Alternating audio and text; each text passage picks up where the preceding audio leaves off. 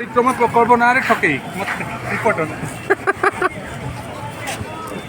4200 कोटी टका लुटि नहीं ओडिशा सरकार एबे ता सहित मिसिया जाउची बीजेपी दले धरा पड़ी हमर शुभेंदु भाई एबे ता सहित मिसि जाइछंती बीजेपी तांको अटक रखा